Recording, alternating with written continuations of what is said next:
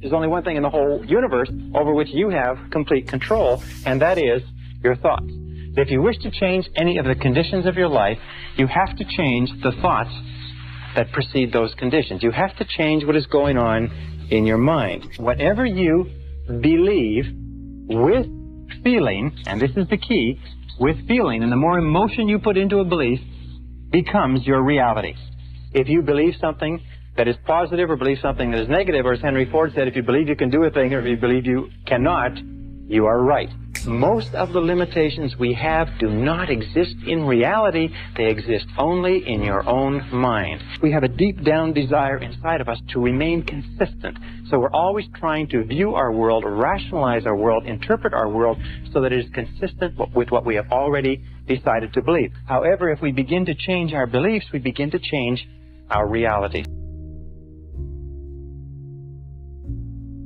You become what you think about. You become what you think about. And since the only thing that you can control is your thinking, if you change what you are thinking about, you will begin to change your reality. If you change what you expect, you change what you believe, you change your dominant thoughts, you change your inner workings, you begin to attract into your life people, circumstances, events, opportunities, and everything consistent with your new thoughts. A little bit of awareness needs to arise, to be there, so that you can become aware of what's happening on the level of thinking, on the level of your mind. You suddenly, another dimension arises in you, and from that dimension you can observe the way in which your mind operates.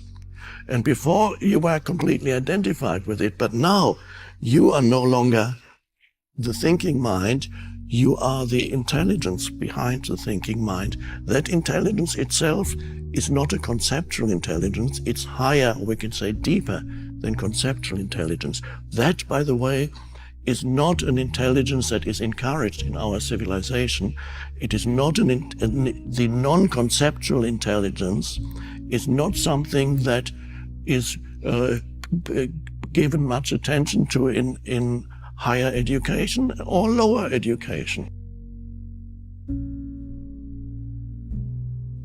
But these are old family patterns, and it's very easy to blame our parents, and it's very easy to blame our childhood or our environment. But the problem with that is that it keeps us stuck.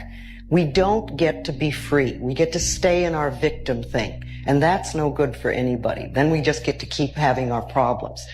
But remember, you're in charge now. Doesn't matter what your parents said, doesn't matter what you learned. What really matters is what you are choosing to think and say now, because you're the only person that thinks in your mind.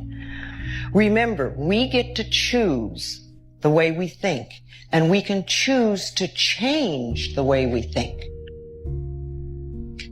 It's always our choice. If you let go of trying to get more of what you don't really need, it frees up oceans of energy that are all tied up in that chase to turn and pay attention to what you already have. When you pay attention to what you already have, when you make a difference with what you already have, when you nourish what you already have, when you love what you already have, and when you share what you already have, it expands before your very eyes.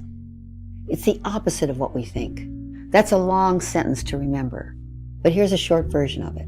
What you appreciate, appreciates. And we're not supposed to be alike. Since time began on this planet, there have not been two snowflakes alike. And there's certainly not been two people alike. And we're always trying to be like everybody else so we're acceptable. Our uniqueness is what makes us wonderful. So we want to love that and cherish it and acknowledge it.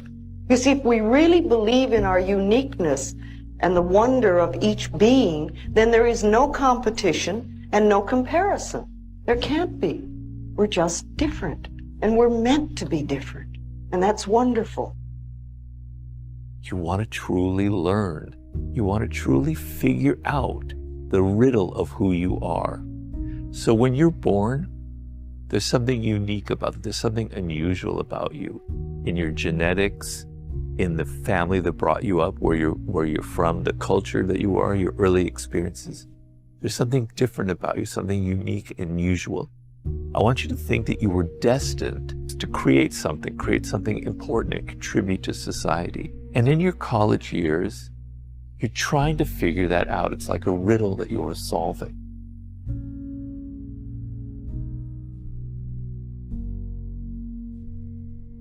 Everything is on track, always. No matter where you are in your life currently, and no matter how difficult things might appear to be in this moment, you are always being moved toward magnificence. If you realize when you're going through a really difficult time, if you realize that you are being moved toward magnificence, just having that thought will guarantee you that you will see magnificence. Don't waste your life. Set your goals high. Quit thinking about what's wrong. Start thinking what's right. Love a little more, hate a little less. You have no idea what you're capable of doing. Make up your mind today, you're going to figure it out.